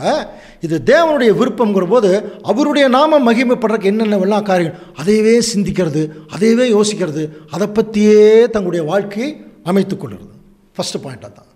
ரெண்டாவது, செல்ஃப் டிசிப்ளின், சுய கட்டுப்பாடு. எல்லா வகையிலையும் சுய கட்டுப்பாடு, செல்ஃப் டிசிப்ளின், சுய ஒழுங்கு. நம்ம வீட்டில் ஒரு ஒழுங்கு வச்சுருக்க முடியாது. அந்த மாதிரி சத்தியத்தில் சபையில் இருக்கும்போது சில ஒழுங்குகள், வீட்டில் இருக்கும்போது சில ஒழுங்குகள், வேலை செய்கிற இடத்துல இருக்கும்போது, இது எல்லாமே தெய்வீக ஒழுங்குக்குள்ளே அடங்கிடும். அப்போது நம்முடைய ஒழுங்குகளை பார்த்து மற்றவர்கள் கற்றுக்கொள்கிற அளவுக்கு தான் நம்முடைய ஒழுங்குகள் இருக்கணும். உதாரணத்துக்கு சபை கூடுதலுக்கு நம்ம வந்து 10 மணிக்கு சபை கூடுதல்னா 9:30க்கே வந்துடணும். அதுதான் ஒழுங்கு இல்லையா? அதை பார்த்துட்டு மற்றவர்கள் எல்லாருமே நம்ம 9:15க்கே வந்துடுங்கிற எண்ணம் வரும். இது ஒரு சின்ன உதாரணம். அதே மாதிரி நம்முடைய பேச்சிலையும் செயல்பாடுகளையும் நடந்து கொள்ளக்கூடிய முறையிலையும் பிரச்சனைகளை கையாளுவதிலும் அந்த டிசிப்ளின் இருக்கணும். எல்லா இடத்துலையுமே இது தேவனுக்கு சித்தமா இல்லையாங்கிறத கவனிச்சுட்டே இருக்கணுமா, அதுதான் தெய்வீக ஒழுங்கு, அந்த டிசிப்ளின். 3வது ஸ்பிரிட் ஆஃப் லவ். எப்பொழுதுமே ஆவிக்குரிய ஒரு அன்பு இருக்கணும். அன்பு இருக்கணும்னு சொல்ல வரல, ஆவிக்குரிய ஒரு அன்பு. அப்போ தேவனுடைய பிள்ளைகள் ஆவிக்குரிய அன்பு இருக்கும்போது எந்த சூழ்நிலையிலையும் மற்றவர்களை நேசிக்க கற்றுக்கொள்ளும். எப்படிப்பட்ட ஜனங்களாக இருந்தாலும் நேசிக்க கற்றுக்கொள்ளும். ஒருவேளை நமக்கு எதிரிகளாக இருந்தாலும் நமக்கு துரோகிகளாக இருந்தால் கூட அவர்களை நம்ம சந்திக்க வேண்டிய அவசியம் இல்லை. பட் அவர்களுக்கு விரோதமாக தீமை செய்யாமல் இருந்தாலே நேசிப்பதனுடைய ஒரு அர்த்தம் தான் அது. அவர்களுக்கு விரோதமாக எந்த தீமையும் சொல்லாமல் எந்த தீமையும் செய்யாமல் இல்லையா? ஆனால் இன்றைக்கி வந்து விமர்சையாக அதை செய்யக்கூடிய காலப்பகுதியில் இருக்கிறாங்க நிறைய பேர். நன்மையை வாங்கிடுவாங்க, நல்ல நன்மை வாங்கிட்டு நமக்கு எதிராகவே தவறாக பேசுவாங்க. இது காலங்காலமாக நடந்துட்டு இருக்கிற விஷயம். பட் அதை பற்றி நம்ம கவலையே படக்கூடாது. நம்ம நன்மை செஞ்சுட்டோம், அவ்வளோதான். அந்த நன்மை தேவனுக்கு முன்பாக செய்த விஷயம், அது தேவன் பார்த்துக்குவார். So spirit of love. அடுத்தது love to those who oppose us. நம்ம யாரெல்லாம் வெறுக்கிறார்களோ, யாரெல்லாம் நமக்கு தீமை செய்ய எத்தனிக்கிறார்களோ அவர்களிடத்திலும் காட்டக்கூடிய அன்பு. இதெல்லாம் பரிசுத்த ஆவியினுடைய ஒரு ரியாக்ஷன் சொல்கிறார். இதை இந்த சப்ஜெக்ட் எழுதின மூத்த சகோதரர். அதே சமயத்தில் show Christ in all affairs of life. நம்முடைய வாழ்க்கையினுடைய எல்லா சூழ்நிலைகள் செயல்பாடுகளிலும் கிறிஸ்தவ மட்டும்தான் காட்டிகிட்டு இருக்கணுமா? திடீர்னு வரும் பாருங்க புசு புசுன்னு ஒரு கோபம் வருதா? நல்லா வரும். நல்லா பைபிள் படிப்போம், ஜெபம் பண்ணுவோம், எல்லாம் பண்ணுவோம். திடீர்னு நமக்கு ஒரு சுயநலத்துக்கு ஆப்போசிட்டாக யாரோ ஒருத்தர் பேசிட்டா போதும், அவ்வளோதான். அப்போ தெரியும் நம்ம யாருங்கிறத காட்டிடுமா. ஆனால் அப்பவும் அடக்கணும். நம்முடைய மனதை அடக்கி நம்முடைய திருச்சபைக்குரிய அந்த குணலட்சணத்தை மட்டும்தான் காட்டணும். 6வது சர்வ் த ட்ரூத். சத்தியத்திற்காக மனப்பூர்வமாக வேலை செய்யணும். 7வது பாருங்க, க்ரோயிங் இன் மெச்சூரிட்டி. பக்குவப்படணும். தேவனுடைய பிள்ளைகள் நல்லா பக்குவத்துக்கு வந்துடும். செயல்படுத்துவதற்கு ஒரு ஜனரஞ்சகமான உதாரணத்தை நம்முடைய அந்த மூத்த சகோதரர் சொல்கிறார். என்னென்னு பார்த்தீங்கன்னா, பாருங்கள், இப்படி இந்த காரை பார்த்தீங்களா எவ்வளோ ஜோடிக்குது, நல்லா அழகாக இருக்கு இல்லையா இந்த கார் பார்க்குறக்கு. சரியா? இந்த கார் ஓடுமான்னு கேளுங்க, ஓடாது. ஏன் தெரியுமா? உள்ள என்ஜின் இருக்கு, என்ஜினில் ஆயில் இல்லை. அப்போது ஒரு காரை எவ்வளவு ஜோடித்து வச்சுருந்தாலும் அது என்ஜினில் ஆயில் இல்லைன்னா அது எப்படி ஓடாதோ அந்த மாதிரி தான் நம்ம வந்து தேவனுடைய பிள்ளைகள். நம்ம எவ்வளோ பேர் நல்லவர்களாக இந்த பூமியில் நம்மளை காட்டிக்கிட்டாலும் நமக்குள்ள பரிசுத்த ஆயில், பரிசுத்த ஆயிலா, பரிசுத்த ஆவி, அந்த ஆவி இல்லைன்னா நம்முடைய சத்தியமான வாழ்க்கை, விசுவாசமான வாழ்க்கை அது தொடர்ந்து நம்மக்கிட்ட அது வேலை செய்யாது. சரி, இப்போ ஒரு வேளை என்ஜின் கார் போயிட்டுருக்கு, திடீர்னு ஆயில் கம்மி ஆயிடுச்சு. ஆயில் கம்மியானோன்னு ஒரு இண்டிகேஷன் வருதுங்களா? நீங்கள் கார் ஓட்டுறவங்களுக்கெல்லாம் தெரியும். முன்னாடியே டாஷ் போர்ட்லேயே ஒரு சிகப்பு கலர் இண்டிகேஷனில் ஒரு பெட்ரோல் பங்க்கு அந்த சின்ன சிக்னல் மாதிரி ஒரு இது தெரியும். அதில் லைட்டு, சிகப்பு கலர் லைட் எரிஞ்சிட்ருக்கும். அப்போ அந்த சிகப்பு கலர் லைட் எரியும் போதே என்ன புரிஞ்சுக்கலாம்? வண்டியில் ஆயில் இல்லை. உடனே என்ன செய்யலாம் சொல்லுங்கள் பார்க்கலாம். ஐயோ வண்டியில் ஆயில் இல்லைன்னு சொல்லிட்டு வண்டியில் ஓரமாக நிறுத்தி பூட்டிட்டு பஸ்ஸில் ஏறி போயிடுமா? இல்லை வேறு வண்டி வர சொல்லிட்டு போயிடுமா? நம்முடைய புத்திசாலித்தனமான நடவடிக்கை என்ன அப்படின்னு பாருங்க. என்ன பண்ணுவோம்? உடனடியாக ஆயில் எங்கே இருக்குது இல்லையா? ஆயில் எங்கே இருக்குது? அப்போ மேக்ஸிமம் வந்து அந்த இன்ஜின் ஆயில் எல்லாம் பார்த்தீங்கன்னா பெட்ரோல் பங்க்கில் கிடைக்கும் இல்லையா? பெட்ரோல் பங்க்கில் தான் எல்லா வண்டிகளும் வந்து ஆயில் ஊற்றிட்டு போவாங்க. சில ஒர்க் ஷாப்பில் ஆயில் ஊற்றிப்போம். அப்போது என்ன செய்யணும்? உடனடியாக ஆயில் இல்லைன்னு தெரிஞ்சதுக்கப்புறம் அந்த ரெட் சிக்னல் தெரிஞ்சிருச்சுனாலே ஆட்டோமேட்டிக்காக நம்ம ஆயில் போடுறதுக்கு ஃபில் பண்ணுறதுக்கு போகணும் இல்லையா? இல்லையா? அந்த ஆயில் ஃபில்லிங் ஸ்டேஷன் எதுன்னு சொல்லுங்கள் பார்க்கலாம். ஆயில் ஃபில்லிங் ஸ்டேஷன் எது நமக்கு? பெட்ரோல் பங்கா? நமக்கு எது? சபை கூடுதல். அப்படின்னா நம்மக்கிட்ட ஆயில் ஏன் கம்மியாயிடுச்சு அப்படின்னா, சபை கூடுதல், சகோதரருடைய கூடுதல் இல்லையா, சத்திய கூடுதல் இல்லையா, தேவனுடைய ஆவி கூடுதல், இந்த எந்த கூடுதலும் இல்லாமல் காரம் மட்டும் நம்ம ஜோடித்து வச்சுருக்கிறோம்னு அர்த்தம். அப்படி காரம் மட்டும் ஜோடித்து வச்சுருக்கும் போது ஆயில் தீர்ந்து போச்சுன்னு தெரிஞ்சதுன்னா உடனடியாக ஆயில் ஃபில் பண்ணுமில்ல. அப்போ உடனடி எங்கே போகணும்? ஆயில் ஸ்டோர், பெட்ரோல் பங்க் ஏதாவது ஒன்றுக்கு போய் உடனடியாக அந்த ஆயில் ஃபில் பண்ணும். அப்போ அந்த ஆயில் ஃபில் பண்ணுறதுக்கு என்ன வழி அப்படின்னு சொல்லும்போது அதுதான் ஃபெலோஷிப் இல்லையா, தேவனுடைய பிள்ளைகளுடைய அந்த கூடுதல், அந்த கூடுதலில் நம்ம ஏற்படுத்தக்கூடிய அன்பு. இது ரெண்டையும் ரொம்ப ஜாஸ்தி பண்ணிட்டோம்னா ஆயில் ஆட்டோமேட்டிக்காக தேவன் என்ன செய்வார்னா, சகோதரருடைய கூடுதல், சத்தியம், இதன் மூலம் நமக்கு தேவையான பரிசுத்த ஆயில் அல்லது பரிசுத்த ஆவி நமக்கு கொஞ்சம் கொஞ்சமாக கிடைக்கும். இப்போ அந்த பரிசுத்த ஆவியை வாங்கிறதுக்கு நான் சபை கூடுதலுக்கு போகிறோம். ஆனால் அது ஒரிஜினலாக யாருக்கிட்ட இருக்குது? ஓனர் ஒரு கடை வச்சுருக்கார் இல்லையா, அதைத்தான் நம்ம ஏற்கனவே சப்ஜெக்டில் பார்த்தோம். த லார்ட்ஸ் மார்க்கெட் பிளேஸ். தேவன் ஒரு கடை வச்சுருக்காரா, தேவனுடைய அங்காடி. இப்போ அங்கே போய் என்ன வாங்கணும், என்ன வாங்கணும் அது வேணும் இல்லையா. ஒரு வசனம் உங்களுக்கு குழுவாக தரேன், கண்டுபிடிக்க முடியாமான்னு பாருங்க. தேவன் என்ன சொல்கிறாரா, நான் ஒரு கடை வச்சுருக்கேன், என்னிடத்திலே வாங்கி கொள்ளவும் அப்படிங்கிறார். என்கிட்ட வாங்கிக்கங்கிறார். அப்படின்னு என்ன அர்த்தம்? ஒரு பொருள் நம்மக்கிட்ட இல்லை, அது எங்கிட்ட வாங்கிக்கங்க, அது எங்கிட்ட இருக்குது, கடையில் இருக்குது அப்படின்னு சொல்லி தேவனே என்னிடத்திலே வாங்கி கொள்ளும். அந்த வார்த்தையை படிச்சிருக்கீங்களா? அது எங்கேயாவது வருதான்னு பாருங்கள். எங்கேயாவது என்னிடத்திலே வாங்கி கொள்ளவும். இது கவனிச்சின்னா நம்ம இந்த வசனம் நமக்கு தெரிஞ்ச வசனம் தான், படிச்சிருப்போம். ஆனால் அது இந்த அர்த்தத்துக்குள்ளே வர்றதை குறித்து அதிகமாக சிந்திச்சிருக்க மாட்டோம். அன்புக்குரிய சகோதர சகோதரர்களை கொஞ்சம் கவனிக்கலாம். நாம் இப்போ இருக்கிறது எத்தனாவது சபை? 7வது சபை. நம்ம ஏற்கனவே ரெவலேஷன் ஸ்டடியெல்லாம் படிச்சிட்டோம். 7 சபைகள். தேவன் ஒவ்வொரு சபையும் பற்றி சொல்லும்போது நீ நல்லா இருந்த, ஆனால் உன்னிடத்தில் சில குறை உண்டுன்னு சொல்லி சொன்னார் இல்லையா. 2ஆம் சபைக்கு எந்த குறையும் சொல்லலை, புரியுதுங்களா? நிறைவை மட்டும் சொன்னார். நீ மரண பரியந்தம் உண்மையாயிரு, நீ ஜீவிக்கிற இடத்தை வாங்கிக்கோ. ஏன்னா 2ஆம் சபை அவ்வளோ கஷ்டப்பட்ட சபை. 7ஆம் சபைக்கு எந்த நிறையுமே சொல்லலை பார், எந்த நிறையுமே சொல்லலை, குறை மட்டும் சொன்னார். ஆனால் 7ஆம் சபை மக்களையும் தேவன் நேசிக்கிறார்கிறதுக்காக அந்த குறையை நீக்குவதற்குரிய வழியை சொல்லியிருக்கார். இப்போது 7ஆம் சபை நம்மெல்லாம் எப்படி இருக்கிறோமா நல்லா புரிஞ்சுக்கலாம். வெளிப்படுத்தல் 3ஆம் அதிகாரம் 17ஆம் வசனம். நீ நிர்பாக்கியம் உள்ளவனும் பரிதபிக்கப்படத்தக்கவனும். யாரை பற்றி பேசிட்டு இருக்கார்? நம்மளை பற்றி. பல முறை படிச்சிட்டோம், இருந்தாலும் இன்னொரு தடவை படிக்கலாம். நீ நிர்பாக்கியம் உள்ளவனும் பரிதபிக்கப்படத்தக்கவனும், தரித்திரனும் குருடனும் நிர்வாணிமாய் இருக்கிறதை அறியாமல் நான் ஐஸ்வர்யவான் என்றும் திரவிய சம்பனன் என்றும் எனக்கு ஒரு குறையும் இல்லை என்றும் சொல்லுகிறபடியா. பார்த்தீங்களா? இதுதாங்க 7ஆம் சபை. ஒரிஜினல் 7ஆம் சபை இப்படித்தான் இருக்குதான் பாருங்க. நீ நிர்பாக்கியம் உள்ளவனும் நீ ஏன் ஒரு பரிதபிக்கப்படத்தக்கவன்? நீ தரித்திரன், உனக்கு இன்னும் சத்தியமே தெளிவா இல்லை. நீ குருடன், இன்னும் சத்தியத்தை நீ தெளிவா பார்க்கல. நீ நிர்வாணி, நீ இன்னும் சரியான ஆவிக்குரிய அந்த ட்ரெஸ்ஸை நீ போடவே இல்லை. ஆனால் நீ என்ன சொல்லிட்டு இருக்க? நான் பெரிய பணக்காரன், எனக்கு எந்த குறையும் இல்லைன்னு. அப்படி சொல்றவனுக்கு பேர் பைத்தியக்காரன் இல்லைங்களா? தேவனுடைய பிள்ளைகள் நம்ம எப்படி இருக்கிறோமா பாருங்க.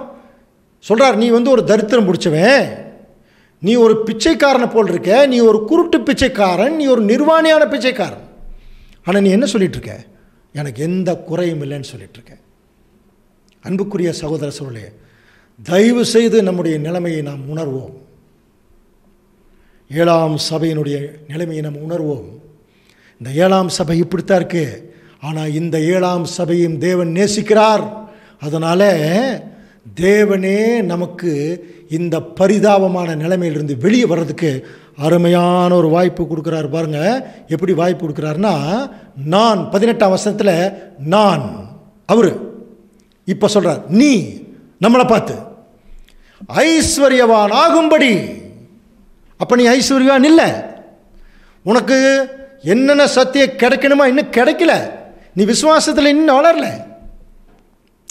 நீ ஐஸ்வர்யவான் ஆகும்படி நீ முதல்ல என்ன பாருங்க, நெருப்பிலே புடமிடப்பட்ட பொன்னையும். முதல்ல எதை வாங்கு? நீ பெரிய பணக்காரனா உங்களோட தங்கம் இருக்கணும், அப்போ தான் நீ பெரிய பணக்காரன்.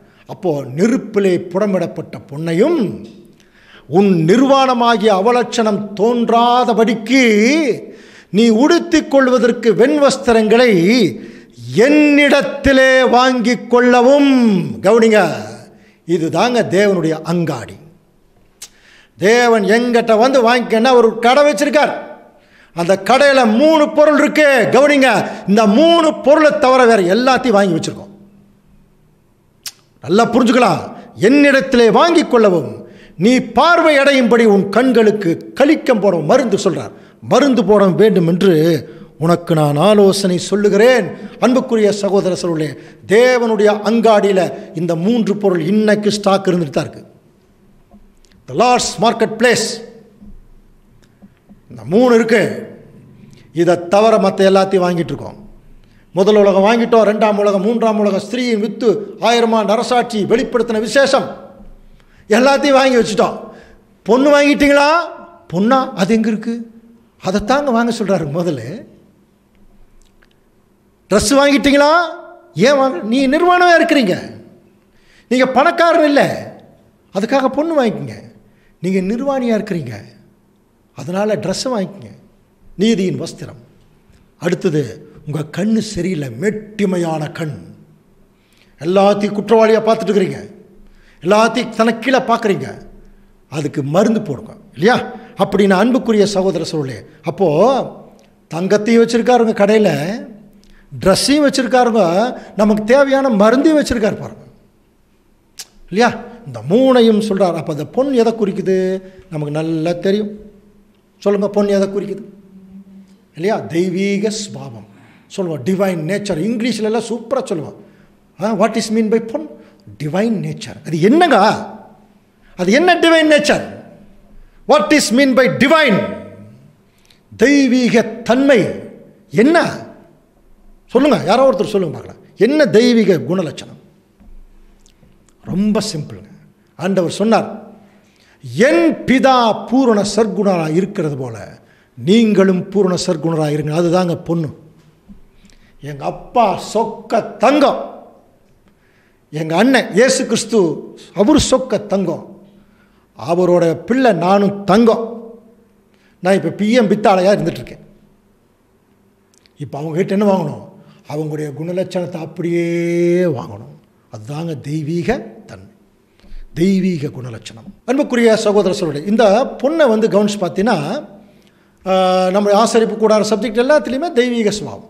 ஆனால் பேதுரு வந்து இன்னும் கொஞ்சம் எக்ஸ்ட்ரீமாக எழுதுறார். அழிந்து போகிற பொன் அக்கினினாலே சோதிக்கப்படும், அதை பார்க்கிலும் விலையேற பெற்ற உங்கள் விசுவாசம் சோதிக்கப்பட்டு இயேசு கிறிஸ்து வெளிப்படும் போது வந்திருக்கிறார். இனி வெளிப்படல, வெளிப்படும் போது உங்களுக்கு புகழ்ச்சியும் கனமும் மகிமையும் உண்டாக காணப்படும்.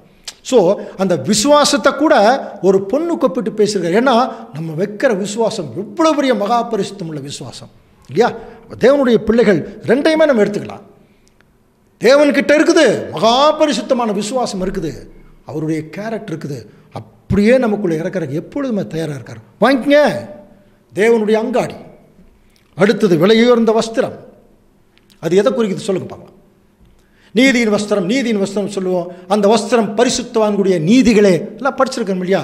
சிம்பிளாக சொல்லப்போனால் அன்புக்குரிய சகோதர சகோதரே, அந்த விலையுயர்ந்த வஸ்திரம்ங்கிறது வேறு ஒன்றும் இல்லை, கீழ்ப்படிதல். நீதினா என்ன அர்த்தம்? தேவன் சொல்கிறதுக்கு கீழ்ப்படி பேர் தானே நீதி இல்லையா? அதனால தான் ஆதாமும் ஏவாளும் கீழ்ப்படியாமல் போனதுக்கப்புறம் அவங்க முதல் கண்டுபிடிச்சதே ட்ரெஸ் இல்லைங்கிறது தான். அப்போ நம்மக்கிட்ட நிறைய கீழ்ப்படிதல் இல்லைனாலும் என்ன அர்த்தம்? நம்ம நிர்வாணியாக இருக்கிறோம்னு அர்த்தம். அப்போ என்ன செய்யணும்? உடுத்திக்கொள்ள வெண் வஸ்திரம் வாங்கிக்கங்க. எங்கிருந்து வாங்கணும்? இயேசு கிறிஸ்துக்கிட்ட வாங்க, அவருடைய கீழ்ப்படிதலை வாங்கிக்கங்க இல்லையா? அடுத்தது, கண்ணு சரியில்லை.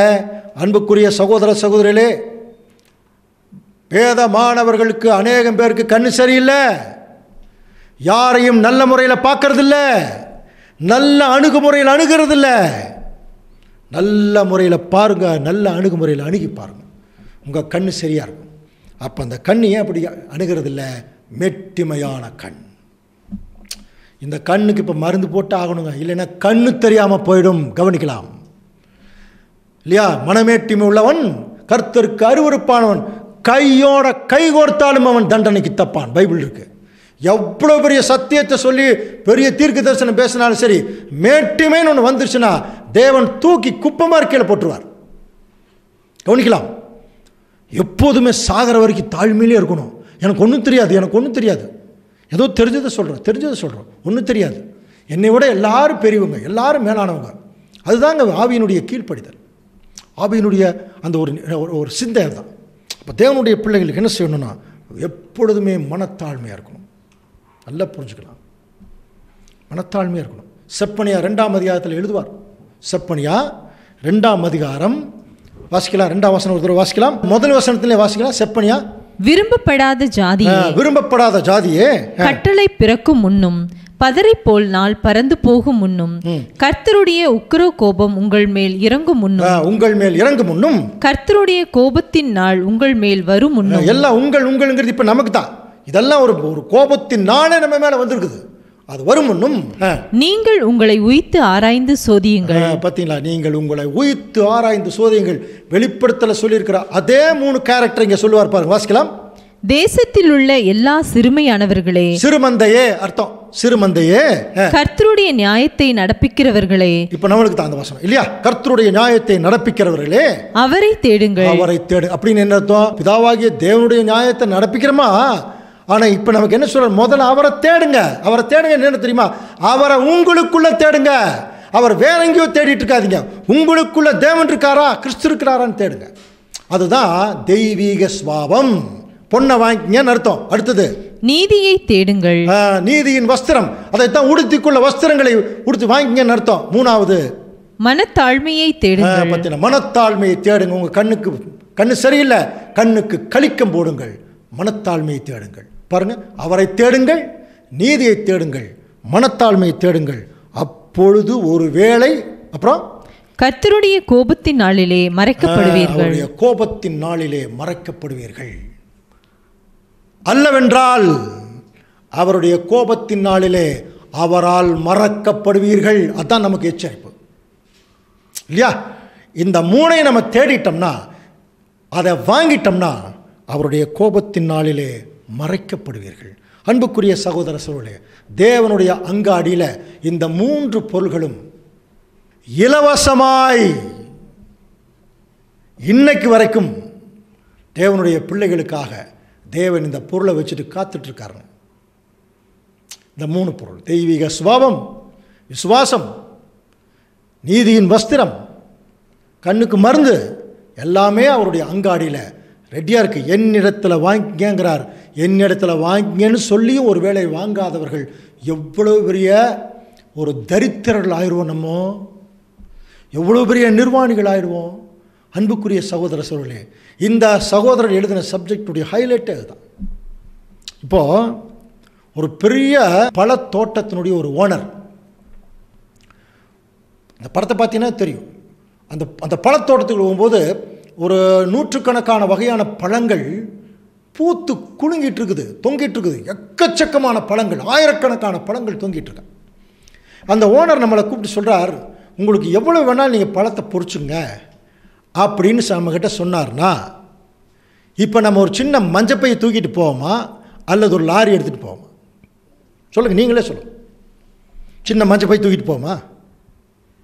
என்ன பண்ணுவோம்? எவ்வளோ பெரிய பை, பக்கத்து வீட்டில் எல்லாம் போய் எல்லா பையும் வாங்கிட்டு நிறைய பழங்கள், எவ்வளோ பழங்கள் நமக்கு தேவையோ இல்லையா? அப்போ அந்த மாதிரி தேவன் நமக்கு கொடுப்பதற்கு அவர் மிக ஐஸ்வர்யம் உள்ளவராக இருந்து எக்கச்சக்கமான விஷயங்கள், நிறைய சந்தர்ப்பங்கள், நிறைய சூழ்நிலைகள், நம்ம நல்லவர்களாக மாறுறதுக்கு, நம்ம சத்திய குணத்தை காட்டுறதுக்கு நிறைய சூழ்நிலைகள் எல்லாத்தையும் நம்ம கண் முன்னாடி கொடுத்துருக்காரு. அப்போ நம்ம எப்படி என்ன பண்ணோம்? அந்த பழத்தோட்டத்தை எவ்வளோ பழங்கள் நம்ம அதிகமாக பொறிக்கிறதுக்கு ட்ரை பண்ணுமோ அந்த மாதிரி இப்போ தேவனிடத்தில் நிறைய வாங்கணுமா? தெய்வீக சுபாவம், வஸ்திரம், மனத்தாழ்மைக்குரிய விஷயம் என்னென்னவெல்லாம் இருக்குது, அது என்ன சப்ஜெக்ட் இருக்குது, எந்த சகோதரோட பழகினா நமக்கு மனத்தாழ்மை கிடைக்கும். ரசல் பிரதர் சொல்கிறார், யாரோட பழகுனா இங்கே கிறிஸ்துவாக மாறுவீர்கள் நினைக்கிறீங்களோ அவங்க கூட பழகிறீங்கட்டார். யாரோட பழகுனா நம்ம சாத்தானா மாறும் நினைக்கிறோமோ உங்களை விட்டு விலகிருங்க. புரியுதுங்களா? இன்றைக்கி அதெல்லாம் நமக்கு முக்கியமான ஒரு கட்டளைகளாக நமக்கு கொடுக்கப்பட்டிருக்கு. அதனால் அன்புக்குரிய சகோதர சகோதரர்களே, இந்த கடை இன்னும் கொஞ்ச நாள் வரைக்கும் தான் ஓப்பன் ஆகிருக்கும். அதுக்கப்புறம் அந்த கடை மூடப்பட்டுருச்சுன்னா அதுக்கப்புறம் எப்போவுமே அது என்ன ஆகாது, திருச்சபையின் பிள்ளைகளுக்காக திறக்காது. அதனால தான் அது எப்படி முடிக்கிறார்? எபேசியர் 5:16 வாசிக்கலாம். நாட்கள் பொல்லாதவைகள் ஆதலால் காலத்தை பிரயோஜனப்படுத்திக் கொள்ளுங்கள். நாட்கள் பொல்லாதவைகள் ஆனதால் காலத்தை பிரயோஜனப்படுத்திக் கொள்ளுங்கள். அது இங்கிலீஷில் எப்படி தெரியுங்களா போட்டிருக்குதா, பை அப் யுவர் ஆப்பர்ச்சுனிட்டிஸ். உங்களுக்கு நிறைய சந்தர்ப்பம் நான் கொடுத்துருக்கேன், அந்த சந்தர்ப்பத்தை நிறைய வாங்கிக்கங்க, வாங்கி கிறிஸ்துவாக மாறுங்கள் என்று சொல்லி நம்முடைய மூத்த சகோதரர் இந்த சப்ஜெக்டை முடிக்கிறார். இந்த சத்தியம் நம்முடைய விசுவாசமான வாழ்க்கைக்கு, நம்முடைய பக்தி விருத்திக்கு மிகவும் பிரயோஜனமாக இருந்தால் அதை நாம் பிரயோஜனப்படுத்திக் கொள்வோம். தேவன் தாமே இந்த வசனங்களை நமக்கு ஆசீர்வாதமாக்கி தருவாராக. ஆமென்.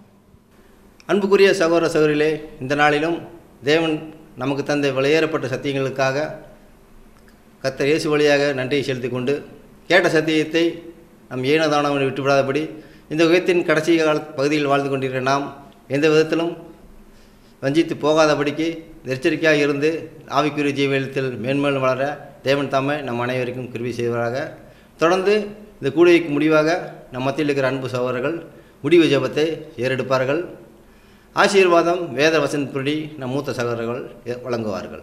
வானத்திலும் பூமியிலும் சகல அதிகாரம் படைத்த அன்பின் பரலோக தந்தையே, எங்கள் வாழ்நாளில் இந்த ஒரு நாளை காண செய்து இந்த நாளிலும் மகத்துவமுள்ள சத்தியங்களை கொடுத்து எங்கள் ஒவ்வொருவரையும் பலப்படுத்தி நமக்காக உமக்கு நன்றி செலுத்துகிறோம். அப்பா, கேட்ட பாடங்களை நாங்கள் ஒரு காதில் வாங்கி மறு காதில் விட்டு விடாதபடி எங்கள் இருதய போல எழுதி கொண்டு அதன்படி எங்கள் வாழ்க்கையை நாங்கள் சீர்படுத்தி வாழவும், முது குமாரனும் எங்கள் ஆண்டவருமாக இயேசு கிறிஸ்துவின் அன்பிலும் ஐக்கியத்திலும் வளர்ந்து நாங்கள் பூர்ணமடைய தேவன் தாமே முது பரிசுத்தாவி தந்து எங்களை பலப்படுத்தும்படியாக மிக கெஞ்சி மன்றாடுகிறோம். இந்த மன்றாட்டுக்களை எங்கள் ஆண்டவரும் மீட்பெருமாக இயேசு கிறிஸ்துவின் நாமத்தை ஏறெடுக்கிறோம். பரிசுத்தமுள்ள எங்கள் நல்ல பிதாவே, ஆமென். எல்லா புத்திக்கு மேலான தேவ சமாதானம் நம்முடைய இருதயங்களையும் சிந்தனைகளையும் கிறிஸ்து இயேசுவுக்குள்ளாக காத்துக்கொள்ள கடவுது.